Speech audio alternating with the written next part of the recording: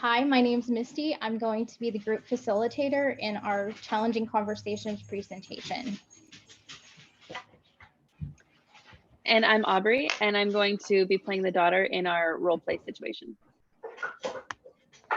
Hi, I'm Kristen, and I'm going to be playing the mother in a role-playing scenario. And my name is Kara. I'm going to be playing the sister in this scenario.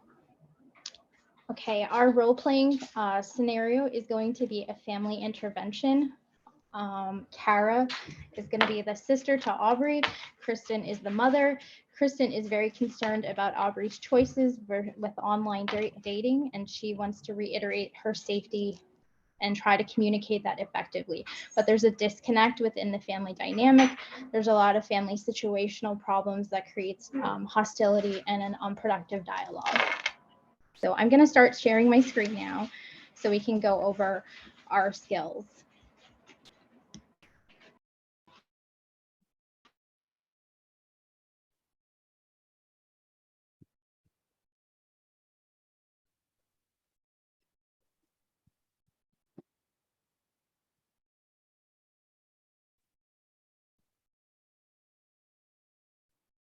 Okay, so for our project, we decided on 2 interventions.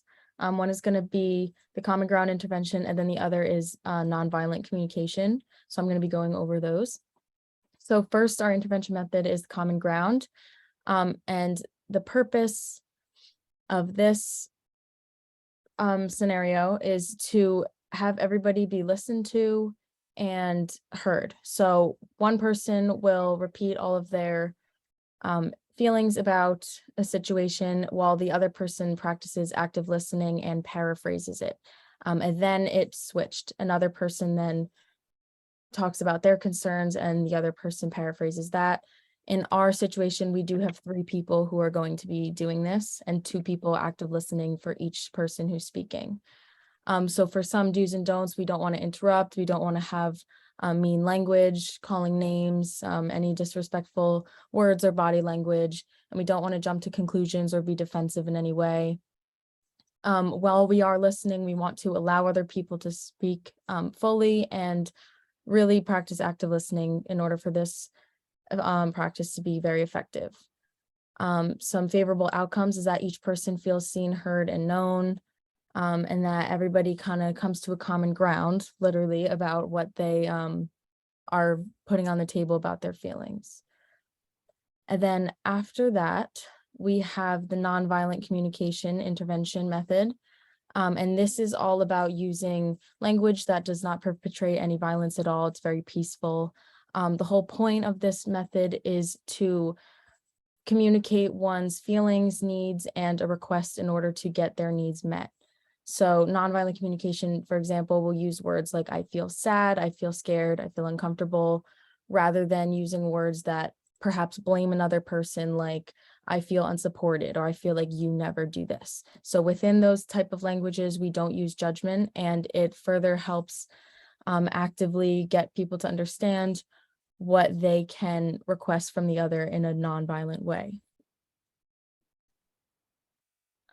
Then the whole process of this is that first we observe exactly what's going on around us, concrete evidence, and then we identify a feeling associated with that observation, separate from one's thoughts or judgments. For example, I feel tired versus I feel disrespected, when perhaps the observation is that somebody is walking away or ignoring them. You feel a certain way rather than you feel that someone else is not doing something that you perhaps need. Then because of the feeling, you want to identify a need. And then after you figure out what you need, you want to ask them clearly a request. Some do's and don'ts with this is that you want to express empathy. You want to use this non-judgmental language, be patient, and express honesty. And then some don'ts is that you don't want to be defensive at all. You want to use kind words and be patient. And lastly, the favorable outcome for this is that everybody's needs and feelings are heard and understood, and that requests are understood and validated as well. Hopefully this reduces conflict and it helps people connect authentically with themselves and what they need and with others as well. So hopefully with our presentation, here's some references as well. And hopefully with the presentation, we execute these interventions well. Okay. So some of our ground rules for the role play is going to be confidentiality, no name calling, no using of profanity, and really cueing into each other's nonverbal and verbal cues. So we're going to now transition into our group role play. Okay. So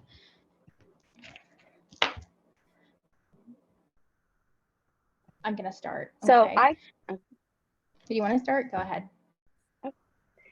So I called this because I'm really worried about Aubrey and her new boyfriend, Dean.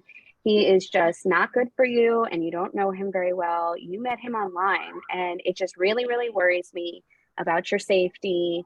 And I'm just really worried. I don't trust that this is a good situation for you. And so I wanted to talk to you and maybe talk some sense into you, because you're clearly not thinking clearly. Okay. Aubrey, do you have any concerns about what your mom is saying? Did it spark any kind of feelings? Because I seen that you rolled your eyes and you seemed to get very tense when your mom started to speak about Well, Dean. I mean, I could have just kept it a secret, you know, like I didn't have to tell you. And I decided that I wanted to, but you're like completely disrespecting me. And I just feel really, really, I feel so upset and so regretful that I even said anything at all, because you're just doing what you always do. And you're making this all into like some big nothing when Mom I always know does how to this. take. She always does this. Okay, Thank ladies. you. I understand that there's a lot of strong emotion, and I understand that everybody has a lot of feelings associated with this, but can we just not talk over each other and just practice some listening skills and tuning into what each other is saying without taking it in a negative manner and reacting? So, Fine. Aubrey, can you finish what your thought was? I was just going to say that she always makes it into a big nothing. And I mean, she could have just respected me. And now I just feel like I shouldn't even have said anything at all. But I can try to listen, and I can try to talk about it. Kara, I understand that you felt something that your sister said resonated with you. Can you elaborate on that without like pointing the finger or trying to make Kristen mom feel like she's being attacked or marginalized or pushed aside? Yeah, I just feel like online dating is so normal these days. Everybody does it. It's not as scary as she might think. And I just don't like how we jump to conclusions about it, you know? Kristen, do you have any thoughts or feelings about what the girls are trying to say to you? I just feel like they gang up on me all the time. All I care about is their well-being, and I want them to be safe and make smart decisions. And I don't see the problem with them going out and finding a person to be with the normal way. You go out and you meet somebody in person. Rather, they could be anybody online. You never know. So, that's how I feel. I feel like they're ganging up on me and not listening to what I have to say. Aubrey, what do you think about that? Well, so what I hear you saying is that you're concerned for my safety, and that you do not like the idea of online dating, and that you feel that there is a normal way to meet people, and you want me to meet people in person and date them that way. And I also hear you saying that you want me to listen to you. Okay. When I hear that, I hear that you care about us and you don't want us to feel like, or you don't want to feel like we're ganging up on you, and you want your concerns to be heard about how much you love us and care about us, and just want us to meet somebody in a safe and healthy way, and that we should listen to you and respect that more. Aubrey, I know that you seem to be very interested in this young man. Is there any strong conviction that you want to tell your mother why you think he's a good and appropriate person and a safe choice for you? Well, yeah, I mean, my point of view in this whole thing is that, I mean, first of all, I'm an adult and I can do what I want now. And so even if you hate this, I can still do that, and that is still okay. And so that's first and foremost my position. But also, the reason I think that this is a trustworthy thing that I'm doing and that you shouldn't be reacting this way, Mom, is that, I mean, okay, he's a doctor, okay? And I Googled him and he's totally legit. He's not some rando, like he's a doctor and he's respectable. And you know what? I tried to pick someone that you would like. You know, you're always telling me to like date a nice guy and make sure he has a good job. And I tried to pick someone that you would like. I actually had like your wishes in mind, which I don't even know if I needed to, but I did. And it's really important to me that I feel respected. And honestly, like this is just a guy I'm dating, and so it might not work out. And I'm just afraid that you're gonna say, I told you so if things don't work out. And then like I won't even have someone to talk to if it doesn't work out, you know? Kristen, what are you hearing right now? Like, what are you hearing Aubrey say to you? I am hearing her say that she basically wants me to trust her and her choices, that she really cares about my opinion, and that she took that and heard what I had to say and tried to implement that into her choices in partners. And so, you know, she's really wanting me to respect her as an adult rather than look at her as a child anymore and try and micromanage her decisions.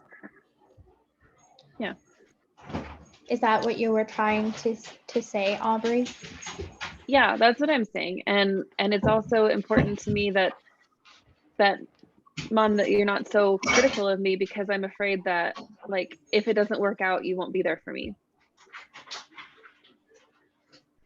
Kristen, do you Okay. have a reply or anything Okay, to that? so I hear you saying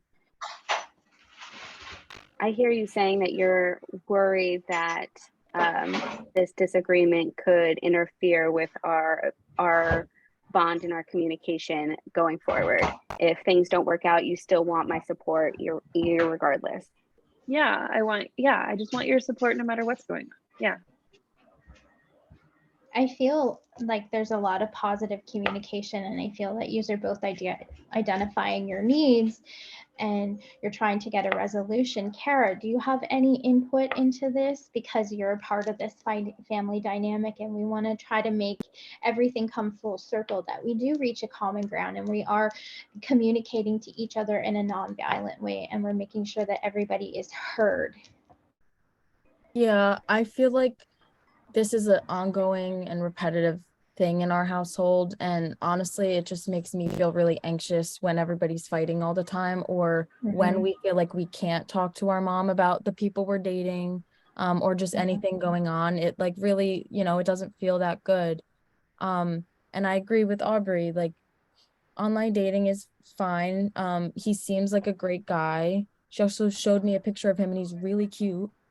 And I think that it makes her happy. So I really want to have another person in the house that supports that relationship. Kristen, what do you feel about this? What do I hear her saying, or what do I feel in regards to both of them? How do you feel about what they're saying to you right now?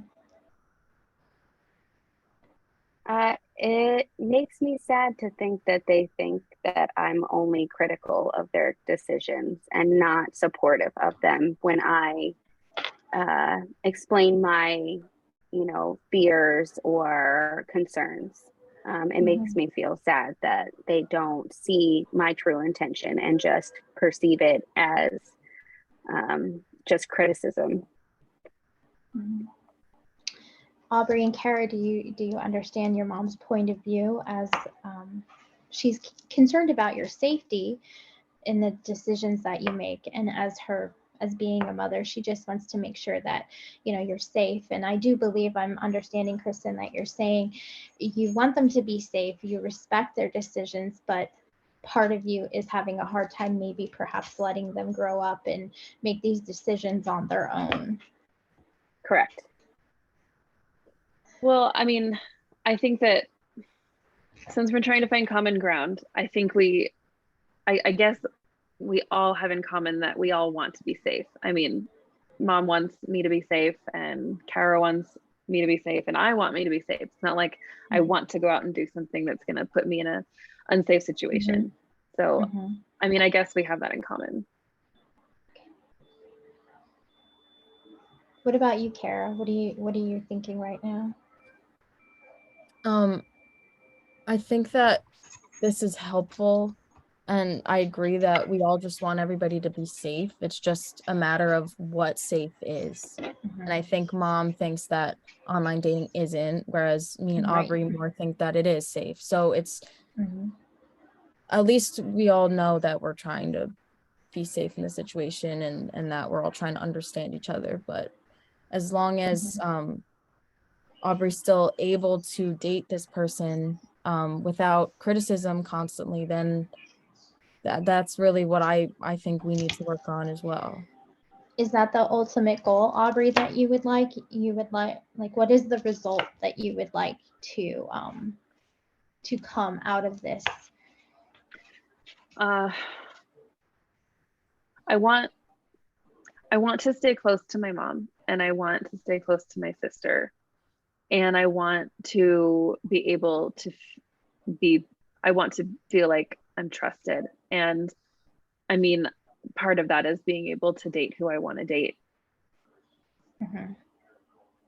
What about you, Kristen? What are you feeling like now? What do you want to come out of this intervention? Because you're the one that asked for the intervention, and how do you feel we can meet that need, but also meet the needs of Aubrey and Kara?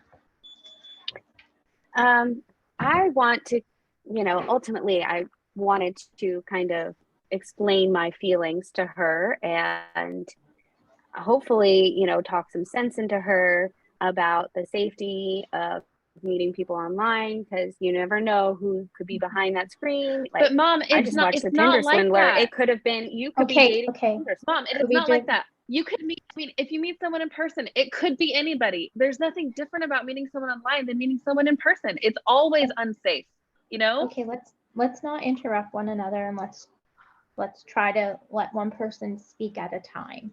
Because if we keep talking over one another, we're just going to keep circling back. Go ahead, Kristen. Okay. So basically, I just, you know, wanted to talk some sense into her. But, you know, after hearing some of her concerns and her feelings, I feel like maybe my reaction may have been a little bit overreaction, you know, and, you know, the world is a different place, and but I ultimately have to trust her. Thanks, Mom. Because I don't want this relationship to be degraded either because of it. How do you feel, Aubrey? I feel hopeful. What about you, Kara? Yeah, that made me feel like Mom was finally understanding what we were trying to say.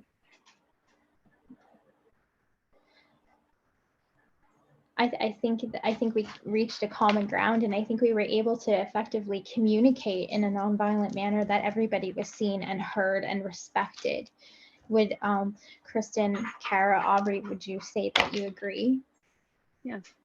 Yeah. Yeah, I think we can move forward from here. Yeah. Wonderful.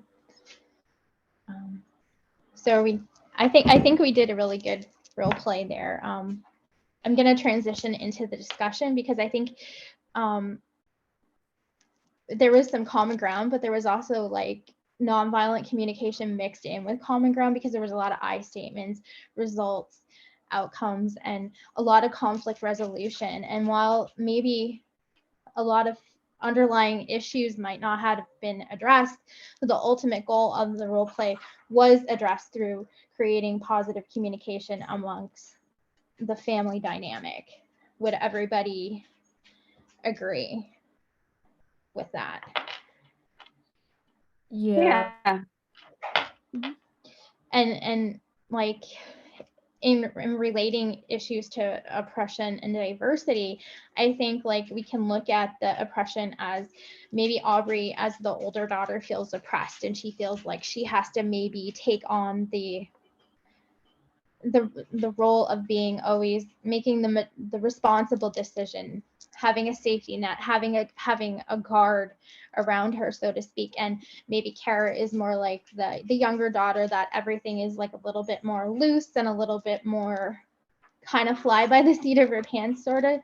And that it sometimes that tends to happen like in the families, like more children we have, we're a little bit more strict with our first couple of kids, and then as we have more kids, we get a little bit more lenient, and our expectations for our older children are much more and a little bit more different than our expectations of our younger children. And I think there was a lot of like generational diversity that was expressed here, because Kristen, being the mom, she didn't understand that what online dating, that wasn't something that happened in her generation. That wasn't something that happened, that wasn't the norm. It was outside of the norm box. Does everybody sort of agree?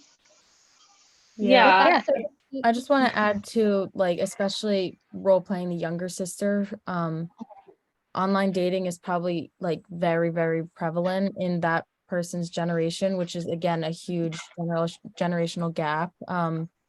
Like, not only was it not really present in the mom's generation, but it's like extremely present perhaps in the kids' generation. So that layer could have brought some disconnect as well. Yeah. And I think that there's Right. also a layer of patriarchy in here as well, because all of these characters are female and they're all aware that dating can be dangerous. And and we're coming at it from different generations and different points of view on the situation, but we didn't cover it in as part of the role play. But something that I think all of us, or all of the characters, had in common was that they were aware of the dangers of dating, which is related to the oppressive structure of patriarchy. Oh, absolutely.